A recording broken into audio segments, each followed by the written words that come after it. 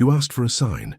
Perhaps it wasn't with beautiful words, perhaps it wasn't on your knees, but last night before closing your eyes, something within you cried out.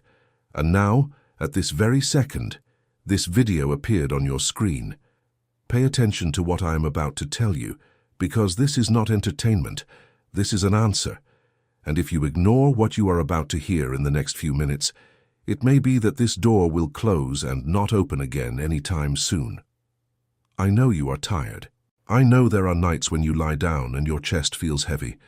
There are questions that won't leave your head. There is fear you don't tell anyone about. And yesterday, in the silence of your room, you did what only those who are at their limit do. You asked for a sign. Well, here it is. This video will deliver 7 revelations that most people will never hear. If you stay until the end, you will understand why certain things are happening in your life right now, and you will know exactly what to do starting today. I only ask one thing: do not leave before the end, because the last revelation is the one that changes everything. First revelation: that restlessness you felt last night is not what you think. Neuroscience has already proven that in the minutes before sleep, the brain enters a state called hypnagogia. It is a threshold between wakefulness and deep sleep, where brain waves slow down. The rational filter weakens and something deeper begins to speak. It is at this exact moment that the most honest thoughts a human being can have emerge, without masks, without defenses. And in that instant, what came out from within you was the purest truth that exists. You need direction. Your brain was in the most vulnerable and truthful state possible.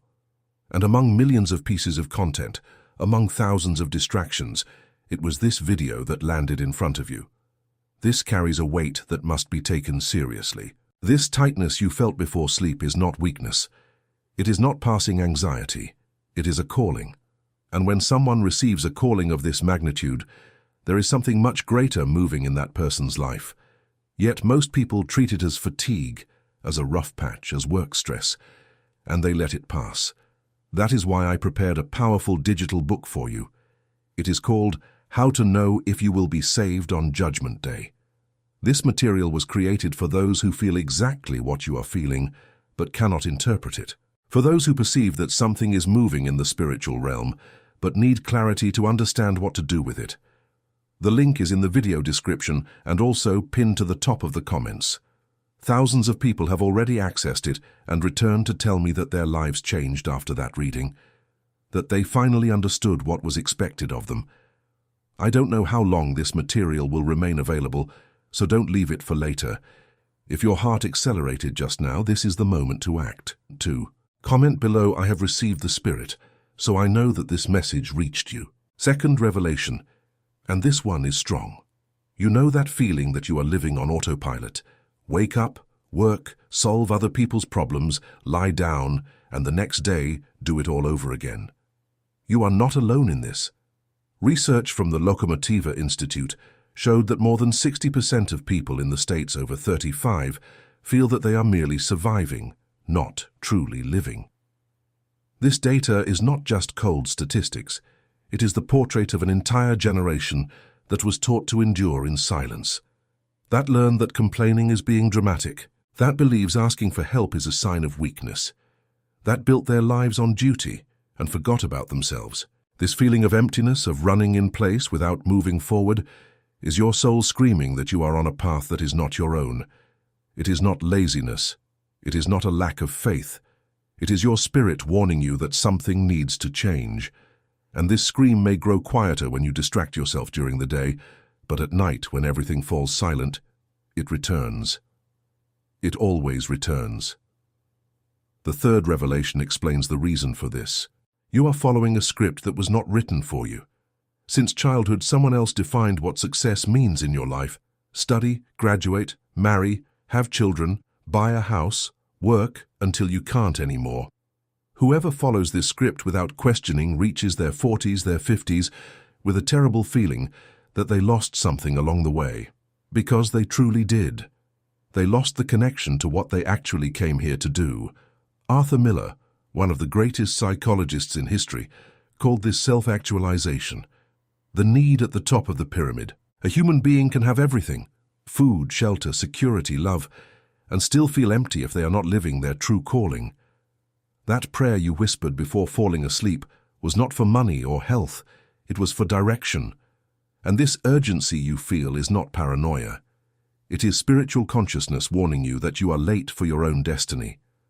That is why I have prepared a powerful digital book for you, How to Know If You Will Be Saved on Judgment Day. This material is a spiritual map for anyone exactly at this turning point. The link is in the description and at the top of the comments. When the calling comes, it does not wait. If this video is making sense, hit the like button now, it helps more than you imagine. And subscribe to the channel because what I am about to reveal from now on will completely change the way you understand everything you are living through. Fourth revelation. Let's talk about fear, because I know it is there, sitting right next to you now while you watch. You feel you need to change, but fear holds you back. Fear of failure, fear of losing the little you have, fear of being judged, fear of starting something and not being able to handle it, fear of changing and things turning out worse than they already are. This fear has a name in neuroscience, the amygdala response. The brain's amygdala is a small structure, the size of an almond, located in the center of the brain. It detects threats and triggers the body's alert system. And the problem is that it does not distinguish between a real threat and an imaginary one. To the amygdala, changing your life and being chased by a predator trigger exactly the same alarm, the same rush of adrenaline, the same racing heart, the same cold sweat. So when you think about following the calling, about changing direction, the amygdala fires and an automatic thought appears, better not to risk it. And you go back to autopilot. One more day, one more week, one more year. But this mechanism was designed thousands of years ago for situations of immediate physical danger. A predator, a fall, a storm, not to prevent you from evolving spiritually. When you feel fear about following a calling, your primitive brain is protecting you from something that is not a threat. It is transformation. And transformation, by definition, requires something to die so that something new can be born. Think about nature. The caterpillar does not become a butterfly by making subtle adjustments. It dissolves entirely inside the cocoon. The whole structure falls apart. What was solid turns to liquid. And from what seemed like total destruction, something completely new emerges with wings. The fear you feel is the fear of the cocoon. It is the fear of dissolving, of losing the form you know, of not knowing what you will find on the other side. But on the other side of this dissolution is the version of you that was planned from the beginning. How many times has fear kept you from acting? How many doors have you left unopened? How many conversations have you avoided? How many decisions have you postponed? And afterward, you were left with that weight, that feeling of, what if I had gone? This pattern has a cost, and it is not just emotional, it is spiritual. Every time you ignore the calling, the voice gets quieter. Every time you choose comfort over courage, the window shrinks a little more. I don't say this to scare you. I say it because you need to hear the truth before the noise of the world drowns out what became so clear last night. And there is something about fear that few people understand. Fear is not the opposite of faith. It is the ground where faith is tested. If there were no fear, there would be no need for courage. If there were no darkness, there would be no purpose in the light. Stop condemning yourself for feeling fear. Fear is part of the process. The problem is not feeling it. The problem is obeying it. Fifth revelation, and this one is about the people around you. Have you noticed that when you try to talk about purpose, about the meaning of life, about deeper spirituality, most people change the subject or look at you strangely? There is a social phenomenon studied by psychology called normative conformity. The psychologist Stanley Anderson demonstrated in the 50s that more than 70% of people prefer to agree with the group, even knowing it is wrong, than to stand alone with the truth. He did this by placing individuals in a room with actors who gave absurdly wrong answers. And yet the majority of the actual participants agreed, out of fear of being different. The environment around you may be acting as an invisible pressure against your awakening, not because people are bad, but because they are asleep. And when someone starts to wake up, those who are asleep feel threatened. Unconsciously, those who are on autopilot want everyone else to stay on autopilot. Because your awakening is a mirror that shows them that something in them needs to change too. And that deeply disturbs them. You have been through this. You start talking about something you felt, something deep, and the person on the other side laughs, changes the subject, looks at their phone, or says you are overthinking. Over time, you start to quiet down. Swallowing the calling so as not to be a nuisance, smiling on the outside while screaming on the inside, until the only time you allow yourself to truly feel is at night, in the silence of your room. And that is exactly where you asked for the sign. Understand one thing. The fact that you are still watching while millions would have already left to watch something else shows that you are not like the majority. There is something different in you, a sensitivity that few have, a perception that most have not developed. This is not a weakness, it is a responsibility. Those who see more carry more, and those who carry more need more preparation. If something inside you is reacting to these words, if your heart is beating differently, if you feel a lump in your throat or an inexplicable urge to cry or a shiver running through your body, that is confirmation. It is the sign manifesting in real time, before your very eyes. And you need to act while this door is open, because it does not stay like this forever. That is why I prepared the powerful digital book for you, How to Know If You Will Be Saved on Judgment Day. Written for those who feel the weight of spiritual responsibility, but don't know how to channel it, who perceive the calling, but need the tools to respond. The link is in the description and pinned at the top of the comments. Access it now, while this clarity is alive within you. Every minute that passes, the world pulls your attention back to autopilot. Don't let it happen. Comment, I am ready below to seal this commitment. Sixth revelation, and this one will shake structures you have been carrying for decades. Pay close attention now, because what I am about to say may be the main reason why you still haven't taken the step you need to take. I am going to talk about guilt, this silent companion that walks with millions in the States without them even noticing. The guilt of not being good enough, of not having done more for your children, of having made mistakes in the past and being unable to forgive yourself, of feeling anger when you should feel peace, of wanting more when you should be grateful for what you have. The guilt of feeling like dropping everything and starting a fresh start. The guilt of even resting when your body begs for a break. The guilt of watching this video right now when you should be doing something else. I know you know this guilt. It wakes up with you. It accompanies you on the bus, in traffic, at work. It disguises itself as responsibility, as duty, as I can't think about myself right now. And when you finally lie down at night, it weighs on your chest like a stone. It is what makes you feel that anything good that happens will exact a price later. It is what prevents you from accepting that perhaps, just perhaps, you deserve something better.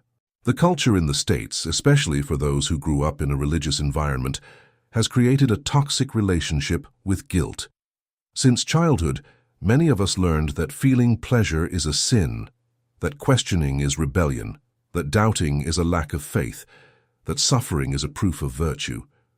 We grew up believing that we need to suffer to be worthy, that a good life is for after death, that asking for something for yourself is selfish, that those who complain are ungrateful, that those who cry are weak, that those who prosper probably did something wrong. That being poor and humble is holier than being prosperous and generous. Think about how many times you have heard phrases like, God gives the cold according to the blanket, or everyone carries their own cross.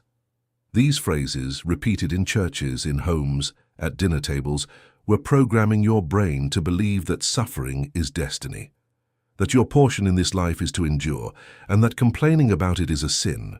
The result is an entire generation that sabotages itself without realizing it. When something good happens, it waits for the punishment. When it is happy, it feels fear that something bad will follow. When it receives a compliment, it doesn't accept it.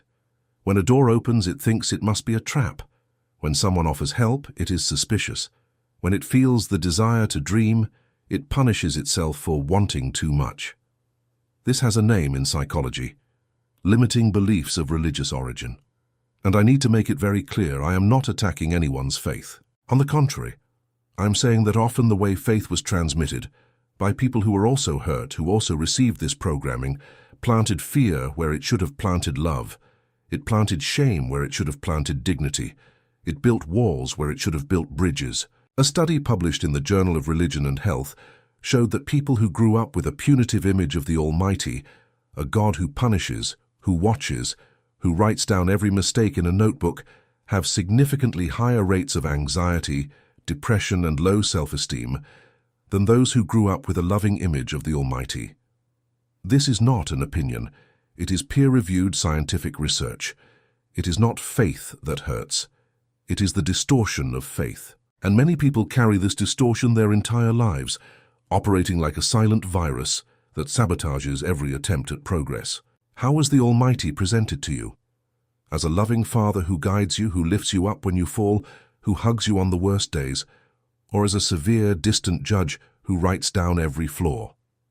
If the answer is the latter, I need to tell you with complete firmness, this image was built by men, not by the Almighty, and it needs to be dismantled so that you can receive what is being offered now. Look at the irony. You asked for a sign. The Almighty answered. But if this distorted image operates within you, the first thing the mind does is sabotage. It says you don't deserve it, that it's not for you, that it's too good to be true.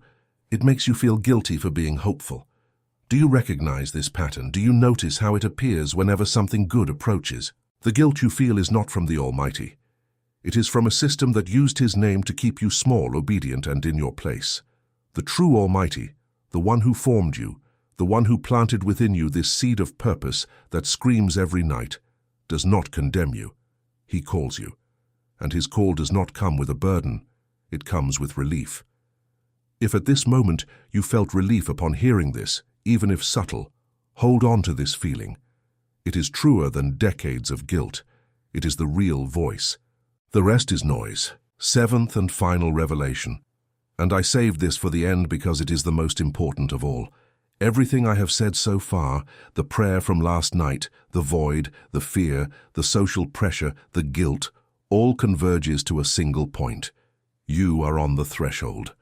Threshold comes from the Latin liminaris and means dorsil, the space between what was and what will be. You are stepping on this sill right now, not tomorrow, not next week, at this very instant. The anthropologist Victor Thompson dedicated decades studying this phenomenon in different cultures around the world. He called it the liminal phase, the period in which the person has already left what they were, but has not yet arrived at what they will be. It is the most uncomfortable moment of any human transformation. It is not the before, when you don't even know you need to change, and ignorance acts as anesthesia. It is not the after, when you already walk in the new with conviction. It is the middle, the in-between, the void between two worlds. And it is exactly where you are. Thompson discovered that in all cultures, from ancestral tribes to modern societies, liminal phases are accompanied by the same symptoms: confusion about identity, the sensation of being between worlds, emotional isolation, and deep questioning about the meaning of everything. Doesn't that remind you of anything? Isn't that exactly what you have been feeling? Everything you have felt in the last few weeks, perhaps in the last few months, makes sense now. The constant restlessness that cannot be explained by any concrete reason. The thoughts that won't stop spinning, sometimes about things that never worried you before. The feeling that time is passing too quickly, like sand slipping through your fingers. The strange and intense dreams that wake you in the middle of the night. The early mornings when you wake up at 3 or 4 in the morning for no apparent reason, heart-pounding, staring at the dark ceiling. The difficulty concentrating on what used to be automatic. The irritation with things that didn't affect you before. The urge to cry without knowing why. These are marks of the liminal phase, symptoms of transition. Your body knows, your mind knows, your soul knows. You are in transition. The chrysalis is cracking, and what will emerge from within will surprise you. And liminal phases do not last forever. They have a deadline. Either you cross the door or you go back. Life does not allow you to stay on the threshold. The door stays open for a time, then it closes. What will you do? I know what the majority does.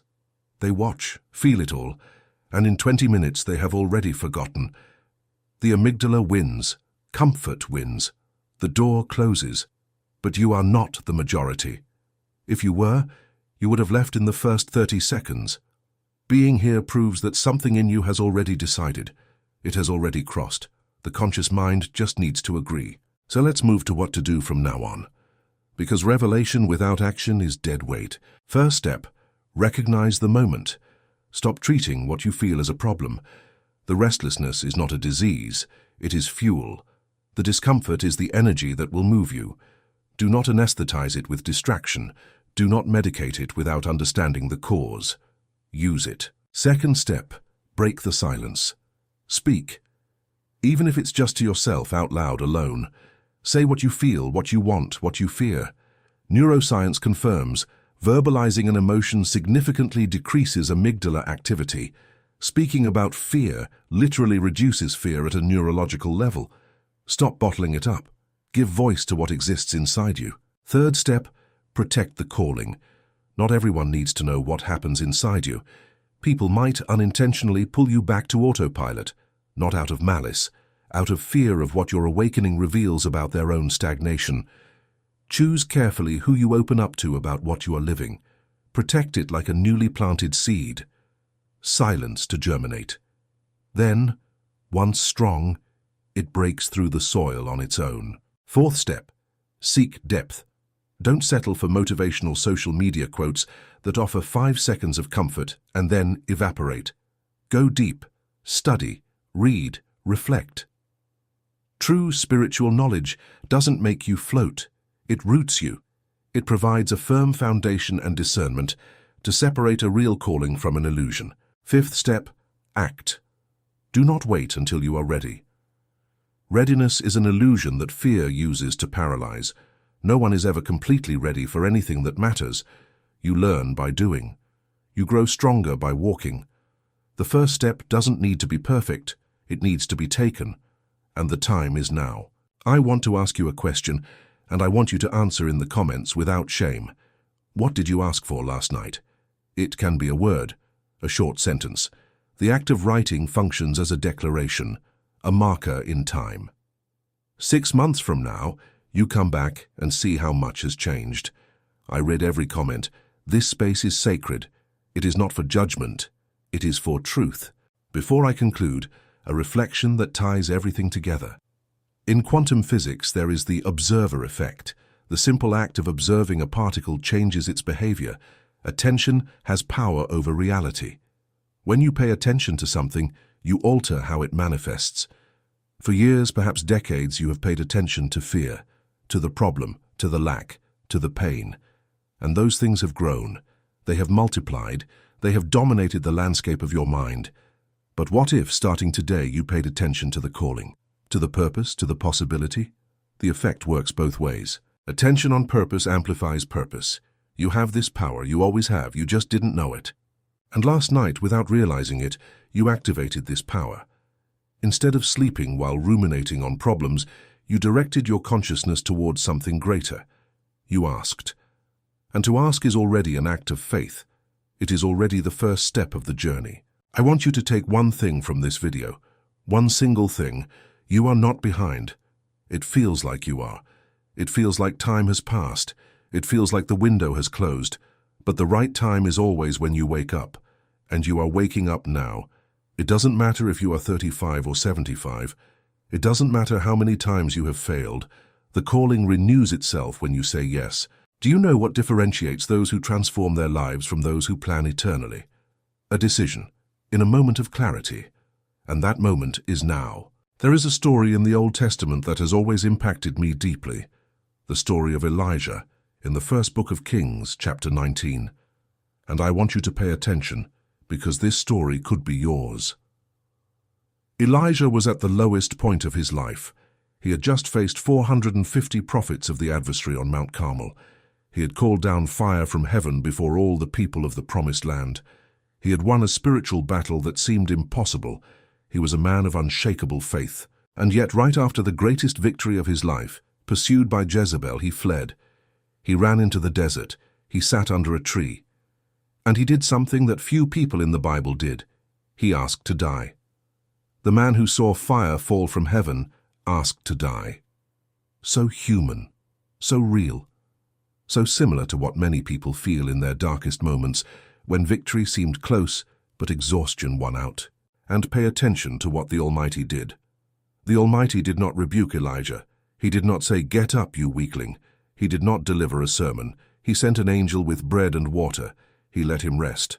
And when Elijah had the strength to walk to Mount Horeb, the Almighty came to speak with him. But he did not come as most people expect. He did not come in the strong wind that shattered mountains. He did not come in the earthquake that made the earth tremble. He did not come in the fire that consumed everything. All these phenomena passed, and the Almighty was in none of them. He came after everything in a gentle breeze, a breath almost imperceptible, so subtle that if Elijah had been distracted, he would have missed it entirely.